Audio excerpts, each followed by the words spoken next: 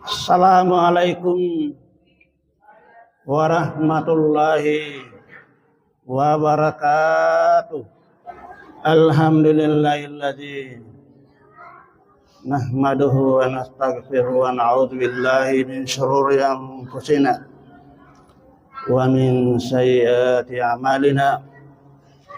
May yahdihillahu fala mudilla lahu wa may yudlil fala hadiya lahu. Asyhadu an la ilaha illallah wahdahu la syarika lah wa asyhadu anna Muhammadan abduhu wa rasuluh la nabiyya ba'da. Allahumma shalli ala Muhammadin wa ala alihi washabihi ajmain. Amma ba'du, fa ya ibadallah, usikum wa iyaya bittaqwallah. Faqad fazal muttaqun wa hussukum ala ta'atillahi wa ta'ati rasulih la'allakum turhamun. Wa qala adam fil ayatil ukhra, a'udzu billahi minasy syaithanir rajim, yashhadu manafi'a lahum wa yadhkuru ismallahi fi ayyamin ma'lumat ala ma razaqahum min bahimatil an'am fakulu minha wa at'imul ba'isal faqir. Sadaqallahul azim. Bapak-bapak, saudara-saudara sidang jamaah Jumat yang sama-sama dirahmati oleh Allah Subhanahu wa taala. Pertama-tama selaku khatib, mari kita senantiasa berusaha memelihara sekaligus meningkatkan iman dan takwa kita kepada Allah Subhanahu wa taala. Karena dengan iman ini dan takwa inilah yang dapat mengantar dalam kehidupan kita memperoleh kedamaian, kesejahteraan, keselamatan, bahkan kebahagiaan, bukan hanya di dunia, tapi tentunya di hari kemudian kelak. Demikian pula mari kita senantiasa bersalawat kepada Nabiullah Muhammad sallallahu alaihi wasallam, pada keluarga-keluarganya, sahabat-sahabatnya serta segenap pengikutnya yang setia dan istiqamah hingga akhir zaman. Bapak-bapak, saudara-saudara sidang jamaah Jumat yang sama-sama dirahmati oleh Allah Subhanahu wa taala. Alhamdulillah bagi kita umat Islam yang insyaallah tinggal beberapa hari atau 2 pekan lagi, bagi kita umat Islam akan merayakan suatu hari, itu hari besar Islam yang disebut hari raya, dan dalam hal ini adalah hari raya Idul Kurban. Oleh karena itu bagi kita umat Islam tentunya kita menyambut hari ini dengan baik, bahkan sangat bersemangat. Kenapa? Karena Allah Subhanahu wa taala berfirman bahwa sebagaimana ayat yang saya telah bacakan tadi, liyashhadu manafi'a lahum wa yadhkuru ismallahi fi ayyamin ma'lumat ala ma razaqahum min bahimatil an'am fakulu minha wa at'imu ba'isal faqir. Untuk mereka menyaksikan manfaat, yaitu orang-orang yang telah dipanggil oleh Ibrahim alaihissalam ketika selesai membangun Ka'bah. Nabi Ibrahim berseru agar umat Islam datang dan berbondong-bondong mendatangi itu Ka'bah. Dan alhamdulillah dibuktikan sepanjang zaman insyaallah dengan mengikut kepada Nabi kita Ibrahim alaihissalam dan dilanjutkan oleh Nabiullah Muhammad sallallahu alaihi wasallam. Sebagaimana insyaallah bagi kita umat Islam akan menyembelih, akan memotong hewan kurban. Karena itu di kesempatan yang singkat ini izinkan saya menyampaikan bahwa hewan kurban itu adalah sebagaimana firman Allah. Itu berarti ajaran ini adalah ajaran Islam yang datang dari Allah. Dan kita ketahui bahwa Allah itu adalah pencipta segala sesuatu. Ia menciptakan kita manusia. Ia menyiapkan rezeki. Hidup dan mati ada di tangan Tuhan. Karena itu bagi hamba-hamba yang patuh dan taat kepada perintahnya, maka insya Allah siap untuk berkorban. Kalau Nabi Ibrahim jangankan harta, anaknya pun siap untuk disembelih dan rela demi cintanya kepada Allah Subhanahu wa taala. Hari ini kita sebagai Muslim tidak seperti itu. Tapi di ketika itu anak yang dikorbankan itu digantikan oleh Allah Subhanahu wa taala. Karena bukan berarti Allah ingin mengiat anaknya Ibrahim itu disembelih. Tapi itu Allah mungkin skenario dari Allah SWT. Sehingga digantikanlah domba, seekor domba yang besar. Maka itulah yang kita ikuti. Maka dia ini disebutkan bahwa min bahimatil an'am, dari hewan ternak. Jadi hewan ternak yang disebutkan oleh ulama itu adalah unta, sapi, kambing atau domba. Hewan ternak adalah hewan yang halal dimakan dalam Islam. Sebab ada hewan yang halal dimakan tapi tidak disebutkan oleh ayat ini, yaitu rusa. Artinya sekalipun itu rusa enak, tapi tidak boleh dikorbankan.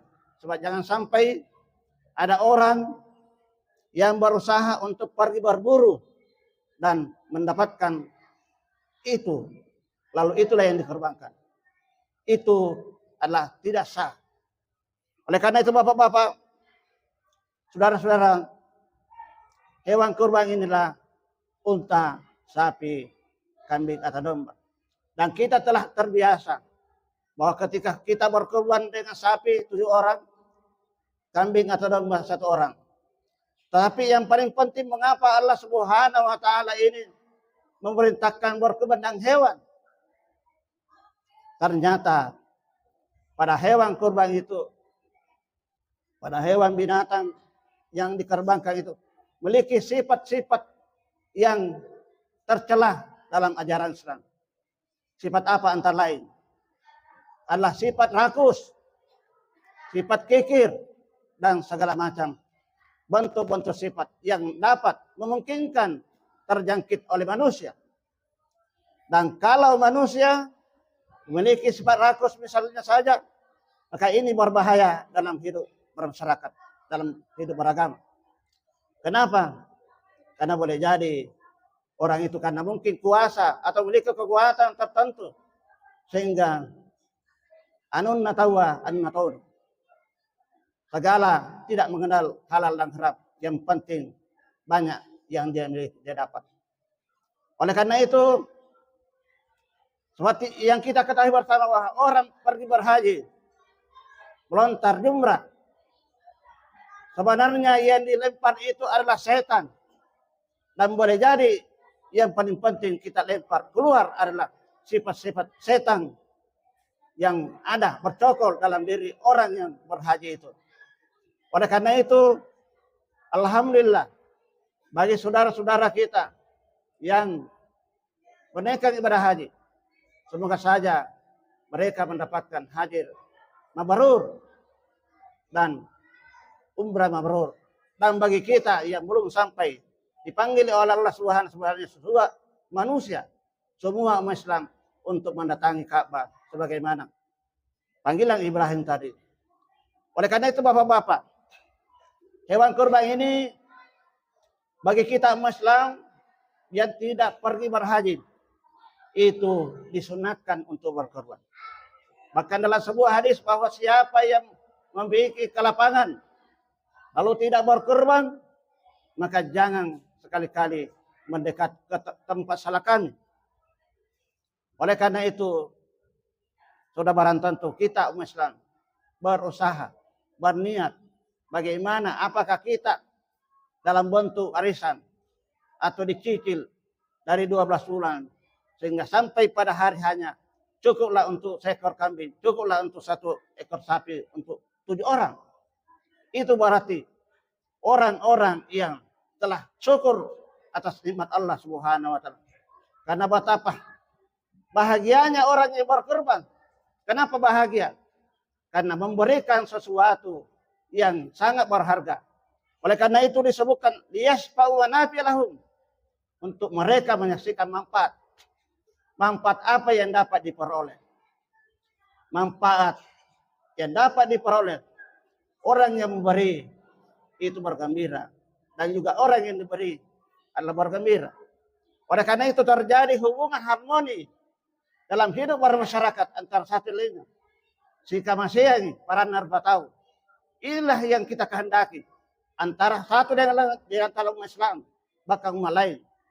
Oleh karenanya ajaran Islam adalah ajaran yang sangat indah karena mengajarkan bagaimana kita memberi dan bagaimana orang-orang saling harmoni antara satu dengan lainnya.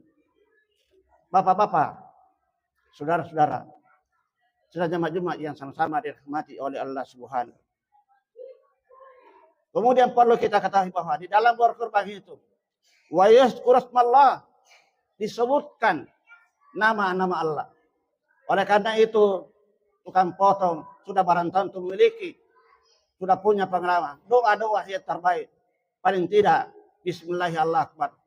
Itulah nama Allah disebutkan bagi orang yang memotong hewan kurban. Dan ini bagi kita Muslim boleh jadi di hari hanya diberi kesempatan 3 hari, 11, 12, dan 13 diberi kesempatan untuk memotong atau menyembelih hewan kurban. Oleh karena itu bagi kita jangan sampai juga ikut berkurban tapi hanyalah ikut-ikutan, atau mau dikata dalam berkorban ini adalah keikhlasan. Berkorban karena Allah, sebagaimana Habil ketika berkorban. Habil itu diuji oleh Allah Subhanahu wa taala. Jadi ada Habil dan Habil. 2 orang bersaudara disuruh berkorban. Kenapa? Karena ingin menikahi saudaranya sendiri. Dan syaratnya Anda berkorban. Siapa di antara Anda berkorban dan korbannya diterima oleh Allah Subhanahu wa taala, maka itulah yang menikahinya. Tapi apa yang terjadi bapak-bapak, saudara-saudara? Kabil ini tidak ikhlas, tidak ridha, bukan karena Allah, sehingga dia berkorban hasil pertaniannya. Ya mungkin padinya itu kurang bagus, nyak lele. Jadi yang dia persembahkan adalah hasil pertanian yang kurang bagus. Sementara Habil ini berkorban hewan dan dikorbankan yang terbaik. Oleh karena itu Bapak Saudara, oleh ulama memahami bahwa kalau kita berkorban jangan sampai hewannya cacat. Misalnya tidak giginna, tapi tolinna, tapuki ingkunna, timpangi, kurus ki. Harus bersyarat yang kita sukai. Karena ini yang kita persembahkan adalah sebenarnya dalam rangka mendekatkan diri kepada Allah Subhanahu. Sudah barang tentu kita mau semua dekat kepada Allah Subhanahu wa taala. Karena kalau orang tahu siapa itu Allah Subhanahu wa taala, pasti ingin ketemu, ingin dekat. Jangan dekat saja kepada gubernur, menteri atau presiden.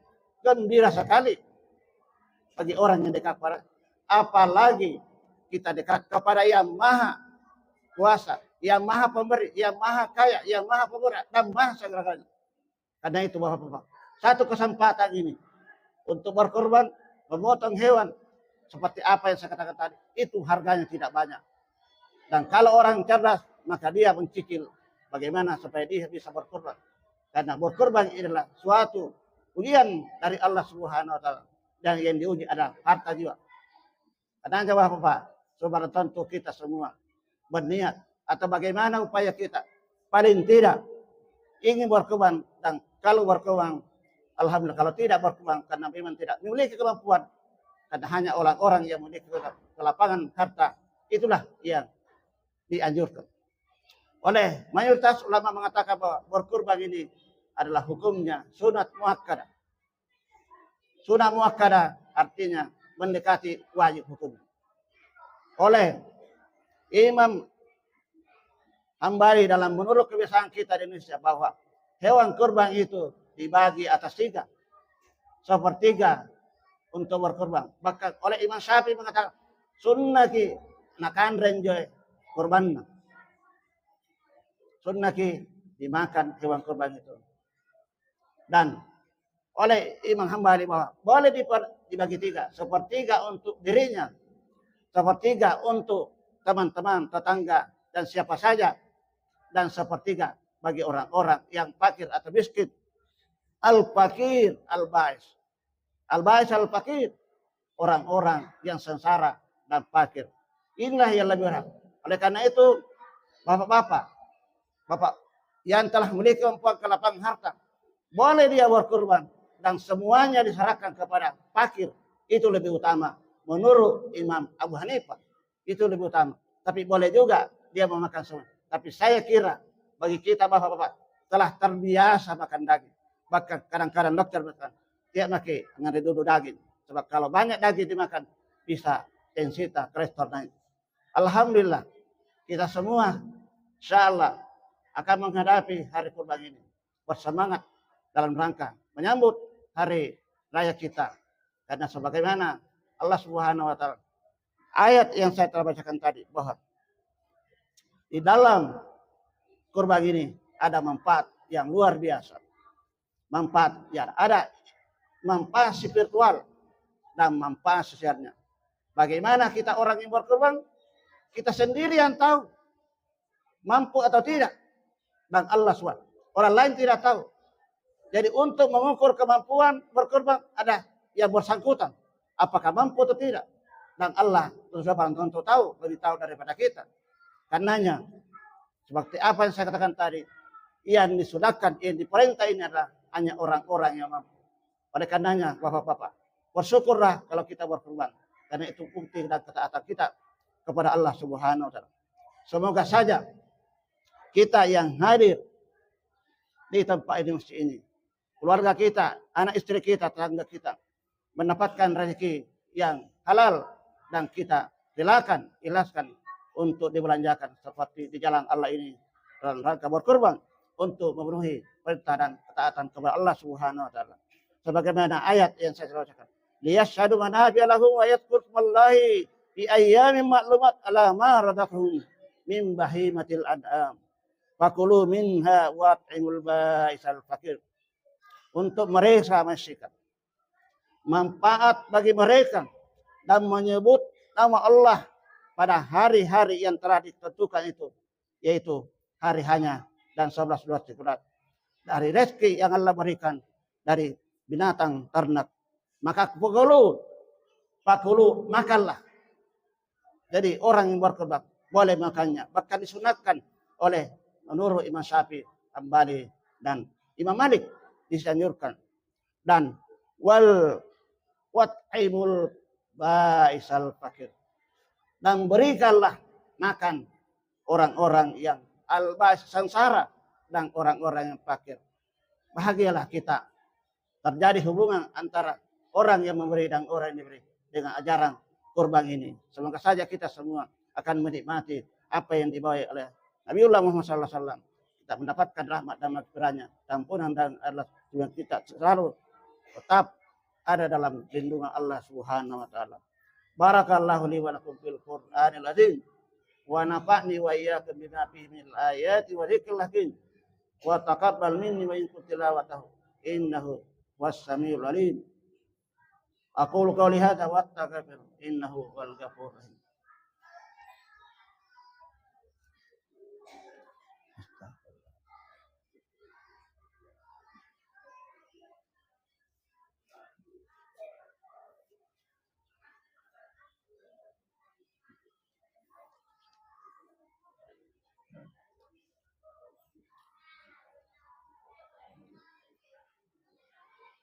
Alhamdulillahilladzi hadana li hadza wa ma kunna linahtadiya laula an hadanallah. May yahdihillahu fala mudilla lahu wa may yudlil fala hadiya lahu. Asyhadu an la ilaha illallah wahdahu la syarika lahu malikul haqqul mubin. Wa asyhadu anna Muhammadan abduhu wa rasuluhu shadiqul wa'dil amin. Allahumma shalli ala Muhammadin wa ala alihi wa ashabihi wa qarabati Abi Bakar wa Utsman wa ali wa baqiyati qarabati wa tabi'in wa min tabi'ahum bisan wa alaina ma hum bi rahmatika ya arhamar rahimin. Allahumma ighfir lil muslimina wal muslimat wal mu'minina wal mu'minat al-ahya'i wal amwat innaka sami'un qaribun mujibud da'wati qadil hajat. Rabbana zalamna anfusana wa illam taghfir wa tarhamna lanakunanna minal khasirin. Rabbana faghfir lana dzunubana wa kaffir 'anna sayyi'atina wa tawaffana ma'al abrar. Rabbana wa atina ma wa'adtana ala rasulika wa la tukhzina yawmal qiyamah. Allahumma inna nas'aluka imanan kamilan wa yaqinan sadiqan wa qalban khashi'an wa lisanan zakiran wa 'ilman nafi'an wa rizqan halalan tayyiban barakan fih. Allahumma inna nas'aluka al-huda wat-tuqa wal-afafa wal ghina. Allahumma inna nas'aluka al-'afwa wal-'afiyata fi dinina dunyana wa ahdina bi rahmatika ya arhamar rahimin. Rabbana atina fid dunya hasanah wa fil akhirati hasanah wa qina adzabannar. Wa sallallahu ala Muhammadin wa ala alihi wasallam. Subhana rabbika rabbil izzati amma yasifun wa salamun alal mursalin walhamdulillahi rabbil alamin. Ibadallah, innallaha ya'muru bil adli wal ihsan wa ita'i dzil qurba wa yanha 'anil fahsya'i wal munkari wal baghi ya'idukum la'allakum tadhakkarun. Wadhkurullaha yadhkurkum washkuruhu wa la ni'matihi wa la dzikrullahi akbar. Wallahu ya'lamu ma tasna'un.